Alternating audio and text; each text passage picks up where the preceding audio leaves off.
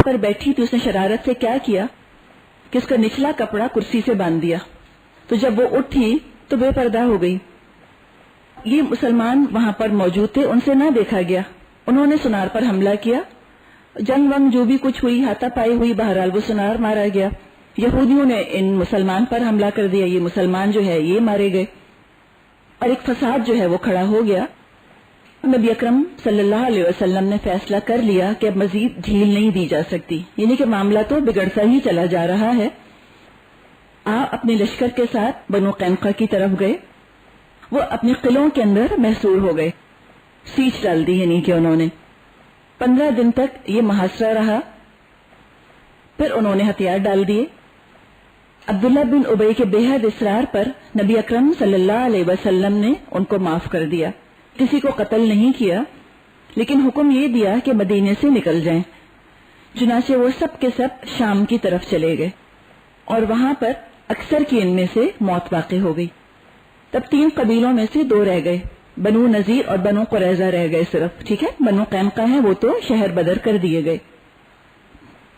کعب بن اشرف جو ان کے یہودیوں کے سرداروں میں سے تھا، اس کی نفرت مزید پھٹ پڑی، مسلمانوں کو بہت برا بھلا کہتا تھا، دشمن کی تعریفوں میں شیر کہا کرتا تھا، مکے جا کر مشرکین کی انتقام کی آگ کو خوب ہوا دیتا تھا، اور اسی کا قول ہے جو قرآن میں آیا ہے کہ جب مشرکوں نے اس سے پوچھا کہ ہم بہتر ہیں یا محمد کے ماننے والے، تو اس نے کہا تھا کہ تمہارا دین ان کے دین سے بہتر ہے، یعنی خود توحید پر ہے، یہودی ہے، اس کے باوجود مشرکوں کے دین کو زیادہ صحیح کہہ رہا ہے اسلام کے مقابلے میں۔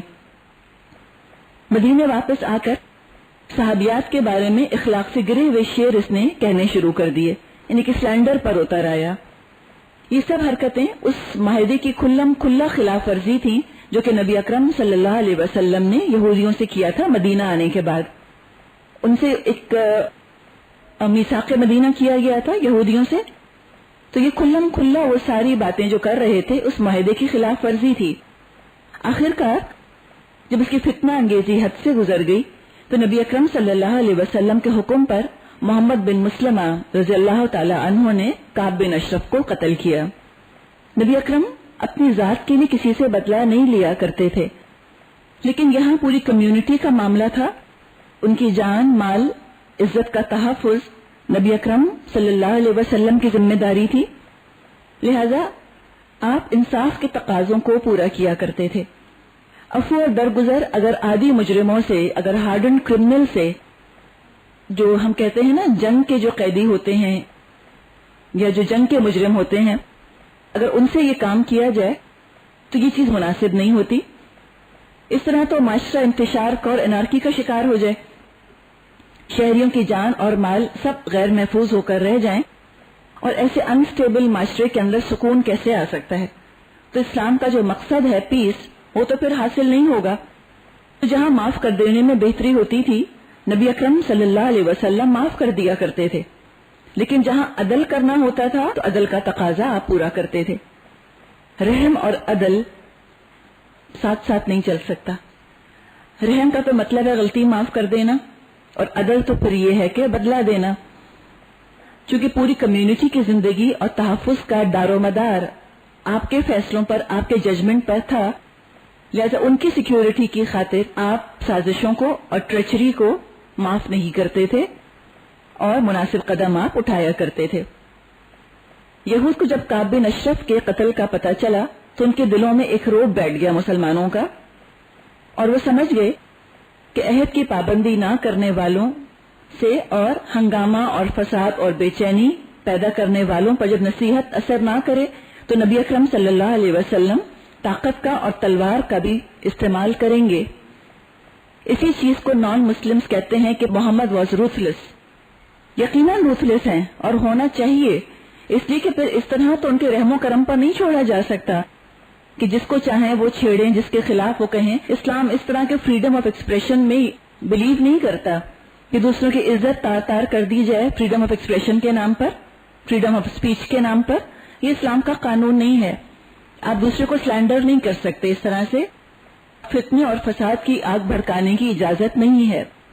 اب اگر وہ روتھلیسنس سمجھتے ہیں اس کو، اس لیے کہ ان کے دماغوں میں تو وہ نبی کا ایک تصور ہے نا، ہر حال میں معاف کرنا. وہ جو ہم نے شروع میں ڈسکس کیا تھا کہ نیک لوگ تو پنچنگ بیگز ہوتے ہیں، جس کا جی چاہے ان کو آ کے اور مار پیٹ کر چلا جائے، وہ بیچارے چپ کر کے بیٹھے رہتے ہیں. مظلومیت ہی کی کیفیت میں نیک لوگ رہتے ہیں. اسلام نے تو اس تصور کو بالکل بدل دیا، اور 1400 سال گزرنے کے باوجود آج کرسچنز اس چیز کو ایکسپٹ نہیں کر سکتے کہ ہر وقت دین مظلومیت کی حالت میں نہیں رہتا. یہ تو غالب ہونے کے لیے، ڈومینیٹ ہونے کے لیے بھیجا گیا ہے. تو جب یہودیوں نے اپنے سردار کے قتل کا یہ حال دیکھا تو کسی نے کچھ نہ کہا، ایک لفظ نہیں کہا. ورنہ آپ دیکھیں اگر یہ غلط کام کیا گیا ہوتا تو وہ شور مچاتے کہ کیوں کیا. ان کو پتا تھا کعب بن اشرف نے کتنا فتنہ پھیلایا ہے، تو کچھ نہ کہا، چپ رہے بالکل، اور عارضی طور پر دبک کر بیٹھ گئے. لیکن انہی کی فتنہ انگیزیوں سے اور انہی کی شہ سے اس کے بعد غزوہ احد پیش آئی. بدر کی جنگ کے بعد قریش کسی بدلے کے موقع کی تلاش میں تھے اور وہ مسلمانوں سے بھرپور جنگ کرنا چاہتے تھے. بدر کی جنگ میں جتنے بھی ان کے لوگ مرے تھے ان پر بین کرنا اور نوحہ کرنا بھی مکے میں منع ہو گیا تھا کہ کوئی ان کا غم بھی نہیں منا سکتا. وجہ اس کی یہ تھی کہ وہ چاہ رہے تھے کہ جتنے بھی جذبات ہیں لوگ اپنے دلوں میں ان کو تھام کے رکھیں، تاکہ وقت آنے پر وہ سارے جذبے جو ہیں ان کے جنگ کی شکل میں مسلمانوں کو نقصان پہنچانے کا باعث بن سکیں. بدر کے 1 سال کے بعد احد کا معرکہ پیش آیا. 3000 کفار کیل کاٹے سے لیس پوری طرح تیاری کے ساتھ آئے. قریش کی عورتیں ابو سفیان کی بیوی ہند کی نگرانی میں فوجیوں کے ساتھ آئی تھیں. صفوں میں گھوم گھوم کر وہ گیت گایا کرتی تھیں کہ ان تقلبوا نعانق ونفرش النمارق او تدبروا نفارق فراق غیر وامق. فوجیوں سے کہا کرتی تھیں کہ تم آگے بڑھو گے تو ہم تمہیں گلے لگائیں گی اور قالین بچھائیں گی، پیچھے ہٹو گے تو ہم روٹ جائیں گی اور الگ ہو جائیں گی. تو یہ اس طرح گیتوں کے ساتھ فوجیوں کی ہمت بندھانا یہ ہمیشہ سے مشرکین کا ایک طریقہ رہا. اسی طرح وہ گیت گایا کرتی تھیں ان کی عورتیں، اور مقصد ان کا یہی تھا. لیکن آگے ہم دیکھیں گے کہ نہ صرف یہ گانے گاتی تھیں بلکہ جب ضرورت پڑی تو احد کی جنگ میں بھی انہوں نے شرکت کی ہے اور باقاعدہ لڑائی بھی کی. ابو عامر راہب مشرکین کی طرف سے آیا تھا. یہ قبیلہ اوس سے تعلق رکھتا تھا، لیکن جب مدینے میں اسلام آ گیا تو یہ اسلام کی آمد اس سے برداشت نہیں ہوئی اور یہ مکے چلا گیا. آپ لوگوں کو یاد ہوگا شروع میں ہم نے ذکر کیا تھا جب مدینے کی ہجرت کی بات کی تھی کہ آیا تھا اور آ کر نبی اکرم صلی اللہ علیہ وسلم سے اس نے بات چیت کی تھی اور اس نے کہا تھا کہ آپ نے دین ابراہیمی میں گڑبڑ کر دی ہے، اور پھر یہ مکے کی طرف چلا گیا تھا. جب احد میں فوجیں آمنے سامنے ہوئیں تو کہنے لگا کہ میری قوم مجھ کو دیکھ کر یقیناً میرے ساتھ ہو جائے گی. وہ قبائلی حمیت اور قبائلی وفاداریاں تو ان کے ہاں ہوا کرتی تھیں، تو اس کو یہ خیال ہوا کہ مجھے جب میری قوم کے لوگ اتنے دن بعد دیکھیں گے تو میری یاد ان کو اس بات پر مجبور کر دے گی، میری وفاداری ان کو مجبور کر دے گی کہ مسلمانوں کو چھوڑ کر میرے ساتھ آ جائیں گے. وہ باہر آیا، باہر نکل کر اس نے اپنا تعارف کرایا اور کہا اوس کے لوگوں میں ابو عامر ہوں. ادھر سے اوس کے مسلمانوں نے جواب دیا او فاسق. یہ راہب ہوتا تھا نا، تو بجائے راہب کے اس کا نام فاسق رکھ دیا گیا تھا، اس لیے کہ اللہ کے رسول سے دشمنی کی اس نے. انہوں نے کہا او فاسق، اللہ تیری آنکھ کو خوشی نصیب نہ کرے. تو مسلمانوں میں یہ پھوٹ ڈالنے کی کوشش اس کی ناکام ہو گئی. مسلمان 1000 کا لشکر لے کر نکلے تھے. جب 2 فوجیں آمنے سامنے ہوئیں اور دونوں لشکر ایک دوسرے کو دیکھ رہے تھے، عبداللہ بن ابی 300 ساتھیوں کو لے کر الگ ہو گیا. حضرت جابر کے والد حضرت عبداللہ دور تک ان کے پیچھے گئے، منافقین کے پیچھے گئے اور ان کو سمجھانے کی وہ بہت دیر تک کوشش کرتے رہے، لیکن عبداللہ بن ابی نہ مانا.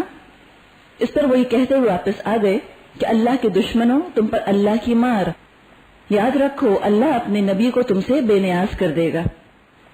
یعنی کہ اللہ مددگار ہے اپنے رسول کا، انسانوں پہ تو ڈیپینڈ نہیں کرتے. جو انسان آتے ہیں اور حق ادا کرتے ہیں دین کی مدد کا، یہ ان کی اپنی خوش قسمتی ہے. جیسے جابس کی بات ہم کرتے ہیں، جس کو جاب مل گیا اس کی اپنی خوش قسمتی ہے، ورنہ کوئی کمی تو نہیں ہے اللہ کی مخلوق کی. 700 مسلمانوں کے ساتھ آپ احد پہاڑ کی گھاٹی میں آپ نے قیام کیا گھاٹی کے پیچھے ایک درہ تھا جہاں سے خطرہ تھا کہ دشمن حملہ کر سکتے ہیں. تو آپ نے عبداللہ بن جبیر کی کمان میں 50 تیر اندازوں کو 50 آرچرز کو آپ نے وہاں پر رکھ دیا اور ان کو آپ نے حکم دیا کہ اگر تم لوگ دیکھو کہ ہمیں پرندے اچک رہے ہیں تو بھی اپنی جگہ نہ چھوڑنا یہاں تک کہ میں بلاؤں، اور اگر تم دیکھو کہ ہم نے قوم کو شکست دے دی ہے اور انہیں کچل دیا ہے تب بھی اپنی جگہ نہ چھوڑنا یہاں تک کہ میں بلاؤں. تو بہت کلیئر، بہت اسپیسیفک انسٹرکشنز آپ نے دی. لشکر مقابلے کے لیے قریب آیا، مبارزت ہوئی. مبارزت ان کا خاص قاعدہ تھا کہ پہلے ان کے اپنے فوج کے سب سے بہادر لوگ نکلا کرتے تھے، انڈیویجولی نا، انفرادی مقابلہ ہوتا تھا، اور اس کے بعد باقاعدہ دونوں فوجوں کا ٹکراؤ ہوتا تھا. کفار کی طرف سے طلحہ بن ابی طلحہ اونٹ پر سوار ہو کر آیا اور مقابلے کی اس نے دعوت دی. مسلمانوں کی طرف سے زبیر بن عوام رضی اللہ تعالیٰ عنہ آگے بڑھے. یہ حضرت ابو بکر کے بہنوئی ہیں، حضرت ابو بکر کے داماد ہیں، حضرت عائشہ کے بہنوئی. حضرت اسما جو حضرت عائشہ کی بہن ہے یہ ان کے شوہر تھے زبیر بن عوام. یہ آگے بڑھے اور اونٹ سے گرا کر اس کو قتل کر دیا. پھر باقاعدہ جنگ شروع ہوئی. حضرت حمزہ، حضرت علی، حضرت ابو دجانہ رضی اللہ تعالی عنہم، انہوں نے کفار کی صفوں کی صفیں کاٹ دی. حضرت ابو دجانہ کو نبی اکرم صلی اللہ علیہ وسلم نے اپنی طرف سے ایک تلوار دی تھی، اور جب یہ تلوار ملی تو انہوں نے اپنی ایک لال پٹی نکال کر سر پر باندھ لی. اس کا مطلب یہ ہوتا تھا کہ وہ اب موت تک قتال کریں گے، اور وہ تلوار لے کر اکڑ اکڑ کر چل رہے تھے. اللہ کے رسول نے فرمایا کہ عام طور پہ اللہ کو یہ چال پسند نہیں ہے، لیکن دشمن کے مقابلے میں پسند ہے. کفار سے جنگ کرنے جا رہے ہیں تو یہ اللہ کو پسند ہے. تو وہ جنگ کرتے رہے. ایک شخص کو انہوں نے دیکھا کہ وہ لوگوں کو بہت جوش دلا رہا ہے. تلوار اس کے سر کے اوپر اٹھا لی اور وار کرنے والے تھے، یعنی کہ مکمل طور پر وہ شخص ان کے قابو میں آ گیا تھا. وار کرنے ہی والے سے تو پتا چلا کہ عورت ہے. یہ دراصل ہند تھی جو کہ جنگ کر رہی تھی، ابو سفیان کی بیوی. ابو دجانہ فرماتے ہیں کہ میں نے رسول اللہ کی تلوار کو بٹا نہیں لگنے دیا کہ اس سے کسی عورت کو ماروں. یہ مسلمانوں کی شایان شان نہیں ہے کہ وہ عورتوں پر یا بچوں پر حملہ کریں. اور آپ دیکھیں تو ایکٹیو وار میں حصہ لے رہی ہے عورت، اس کو نہیں مار رہے.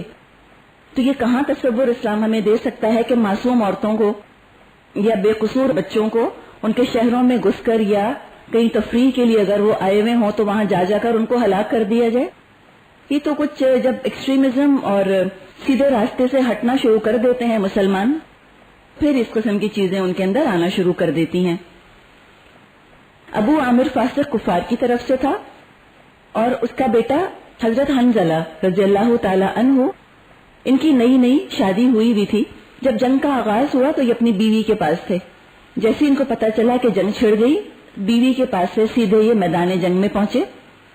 کفار کے سپہ سالار ابو سفیان تک جا پہنچے تھے اور قریب ہی تھا کہ اس کو وہ ختم کر دیتے، لیکن شداد بن اوس نے ان کو شہید کر دیا. حضرت حمزہ رضی اللہ تعالیٰ عنہ کی شہادت بھی احد کے میدان ہی میں لکھی تھی. ان کا قاتل وحشی بن حرب ایک حبشی غلام تھا، نیزہ پھینکنے کا ماہر تھا.